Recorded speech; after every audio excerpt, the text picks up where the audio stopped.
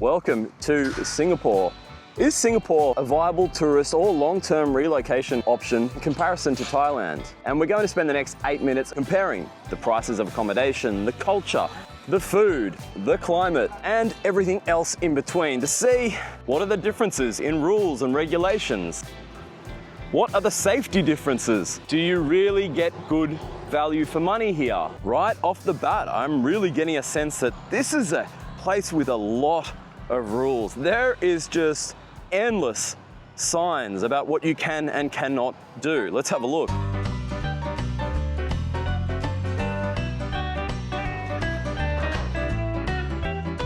Enter the otters, Singapore otters. They're cool. They kind of remind me of dogs. Come here, fellas. Where'd you go? You boy. There they are. And check out the speed at which these trucks are driving into the river.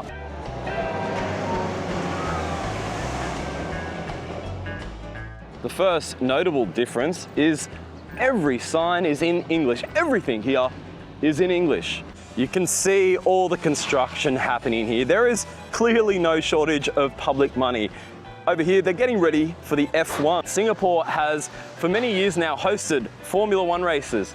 And this is an update going on behind us, getting ready for the 2025 races, I think in the first week of October. Behind me, you can see the F1 Paddock Club, which is a VIP stand. Let's throw up the figures of what it costs to spend a day in there during the races. The pit garages behind me, and we are on the main straight with the start and finish line. Look at this. And the Singapore Grand Prix is go! Good launch off the line by the P3 man. Charles Leclerc is trying to take second place. Carlos Sainz holds the lead. Charles Leclerc does take second place. And Lewis Hamilton is all over the road. So the pits here, they're permanent. And you can see last year's competitors, the names are on there. Oscar Piastri, Ferrari teams. And up here's the AMG. The permanent advertising is still in place. These buildings are here from last year. They're not going anywhere. Everything else apparently appears to have been pulled down since last year, and there's so much money involved here, they can just rebuild the stands. Pit boxes, check that out.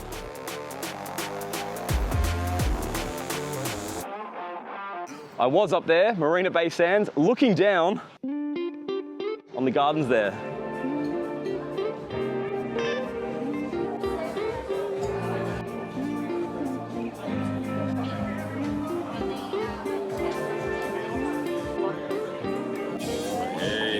Thank you.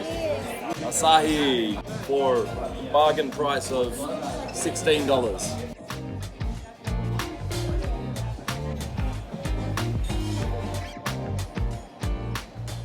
And now down on ground level, it's quite a different perspective.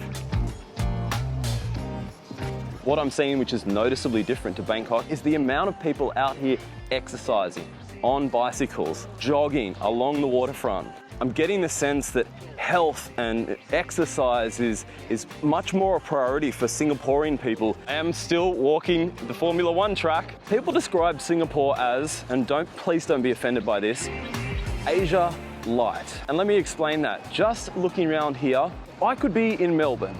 I could be in Sydney City. For anyone from Sydney, that just looks like Darling Harbour to me.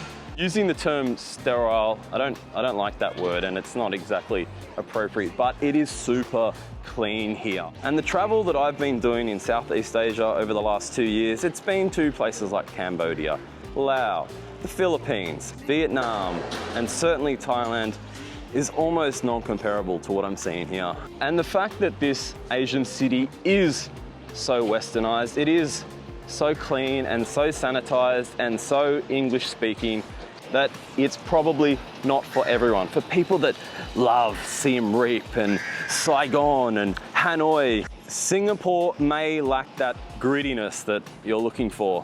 Very quickly, I'm going to superimpose a picture of Darling Harbour over this. What do you think of this? The construction going on by the F1 track here is actually reclaiming land. It's building into the waterway. Check out this sign here. No work is more urgent or important than working safely. I really get a sense that when they put up signs like that, they really mean it here. In Thailand, you see signs like that sometimes, and it feels like it's more of a token effort.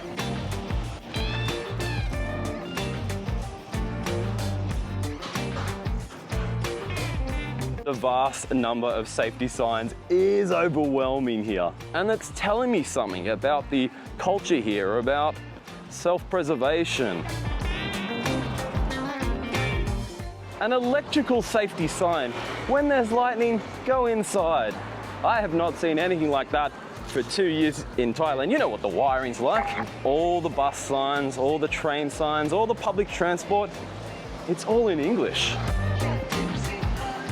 Using this garden bed beside me as an example, I'm struggling to see any refuse, any plastic, anything thrown out at all. No plastic wrappers, no straws, no McDonald's wrappers, no little Red Bull glass bottles stranded. It's absolutely spotless. $4.60, $2.30 each for a water. So roughly about 58 baht. You would buy this same product in Thailand for 6 baht.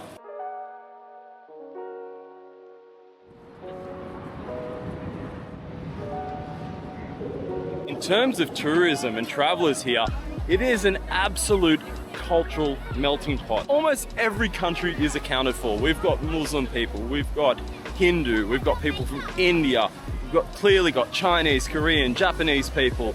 There is heaps, and I mean heaps of Australians. You could pick an Australian and their family from 100 yards out, right?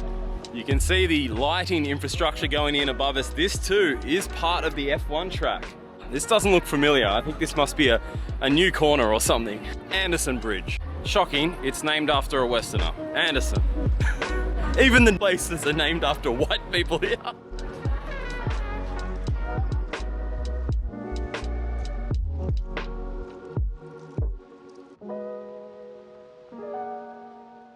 Check this out, the USS Ronald Reagan loves Hooters, Singapore on the river. USS Nimitz. Look at that Seahawk. A whole wall dedicated to US military stop-offs. Khop Kun Kap. The girls that work here, they're Thai. $12.90 for a pint, that's not too bad. I stand corrected, that was the half pint price. A full pint is $18.90, which really hurts.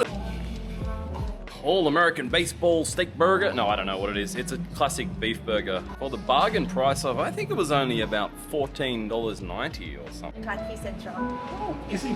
We're getting the inside scoop on where to get good Thai mukata around here in Singapore City. That bill has come to Coke Zero, $4.80. Heineken Pint, $18.90. Hooters Burger, $16.90. That was the beef burger. And the vegetarian special burger, $12.90. Thank you. Thank you. I am not sure what's going on in this park. It is Sunday afternoon. My friend is surmising that it may be Sunday Maid Day. People that work as au pairs, you know, or maids or whatever. And for wealthy families, Monday to Saturday, Sunday tends to be their day off. This could be a meeting place for that. This is quite Thai style. Sitting on the ground with rugs, your food, no alcohol, mind you. A little bit of alcohol, but very discreet. Singaporeans are so polite like that. We don't want to offend anyone here. Thai people are super polite anyway, but the way in which these Singaporeans are conducting themselves in the park is just very gently. They may be drinking, but they're softly spoken. There is no shouting and carrying on. We have more of the sitting down, communal eating, Sunday afternoon, day off. You can see we're in a university section here in the center of Singapore, and it is so green. They do a really good job of softening all the cement, all the concrete buildings with foliage at every street corner and down the center of the road. Check this out, Chinook.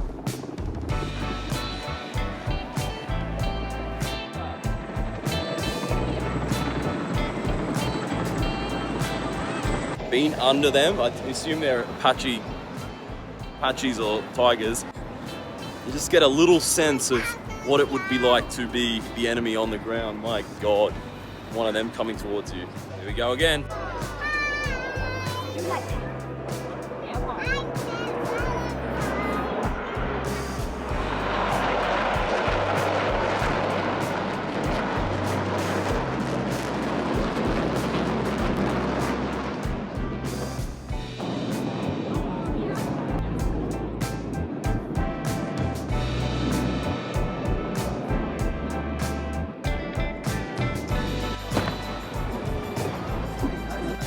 Shots fired.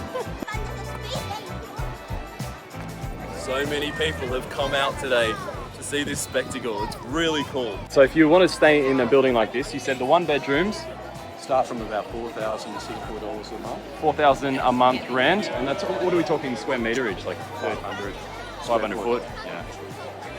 And then how much are we paying for a two Bedroom, Two bedder. 7,000. basically 7,000 Australian a month. No, 7,006. 8,500. 8,500 Australian. Right, yo. Up the top, the big ones will be about 20,000 a month. Right. Right, what do we have here? C-130s. We have Hercules.